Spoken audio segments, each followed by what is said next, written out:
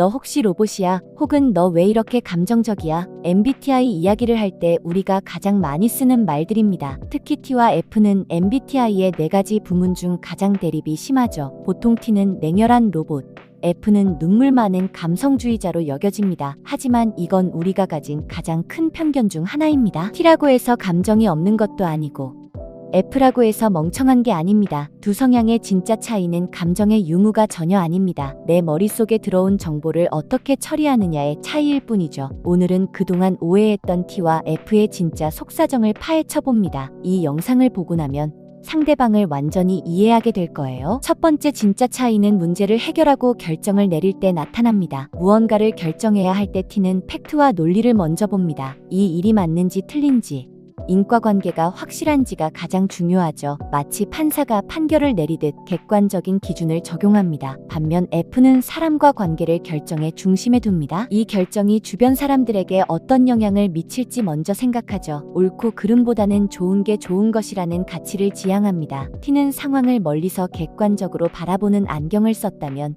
F는 상황 속으로 직접 걸어들어가 마음을 나누는 돋보기를 썼습니다. 시작하는 기준점 자체가 사실이냐 사람이냐의 차이입니다. 두 번째는 우리가 흔히 말하는 공감의 진짜 의미입니다. 친구가 나 힘들어서 차 사고 냈어라고 말했을 때가 대표적이죠. T는 친구의 문제를 해결해주는 것을 최고의 공감이라 믿습니다. 보험은 불렀는지, 몸은 안 다쳤는지가 정말 걱정돼서 묻는 겁니다. 해결책을 줘야 친구의 고통이 끝난다고 생각하기 때문이죠. 하지만 F는 친구의 감정을 알아주는 것을 최우선으로 합니다. 깜짝 놀랐겠다, 많이 속상하겠다며 마음을 먼저 받아줍니다. T의 위로는 행동으로 나타나고 F의 위로는 말로 나타납니다. T가 질문을 던지는 건 영혼이 없어서가 아니라 도와주고 싶어서입니다. 표현하는 언어가 다를 뿐 친구를 아끼는 마음은 똑같습니다. 세 번째 차이는 평소 대화를 나눌 때의 목적에 있습니다. T에게 대화는 주로 정보 전달과 결론 도출의 수단입니다. 그래서 목적이 없는 알맹이 없는 대화는 피곤하게 느끼기 쉽죠. 용건만 간단히 말하는 것을 서로에 대한 배려라고 생각합니다. 하지만 F에게 대화는 감정 교류와 친밀감 확인의 수단입니다. 오늘 무슨 일이 있었는지 일상을 공유하며 유대감을 쌓습니다. 굳이 결론이 나지 않는 이야기라도 나누는 과정 자체가 즐겁습니다.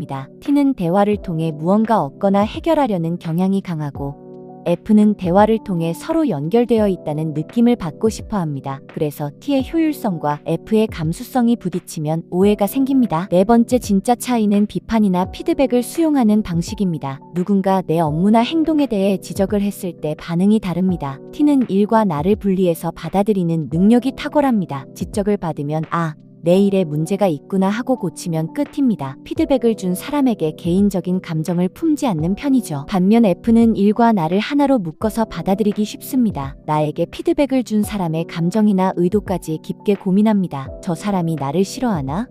내가 상처를 줬나? 하고 속상해하죠. T는 메시지 자체에 집중하고 F는 메시지를 전하는 메신저를 봅니다. 이 차이를 알면 서로 상처 주지 않고 대화할 수 있습니다. 결론적으로 T와 F는 누가 맞고 틀린 틀의 문제가 아닙니다. 세상을 바라보고 소통하는 렌즈의 색깔이 다를 뿐입니다. 차가워 보이는 T의 가슴 속에도 따뜻한 이성이 살아 숨쉬고 있고 유해 보이는 F의 머릿속에도 단단한 주관과 논리가 존재합니다. 중요한 건 내 기준으로 상대방을 재단하지 않는 자세입니다. T는 F에게 조금 더 다정한 언어로 마음을 먼저 알아주고 F는 T의 실용적인 조언 속에 담긴 진심을 읽어주면 됩니다. 나와 다른 서로의 다름을 인정할 때 관계는 더 단단해집니다. 오늘 영상이 유익하셨다면 구독과 좋아요 부탁드립니다. 쉽게 풀어보는 MBTI 다음 편에서 또 만나요.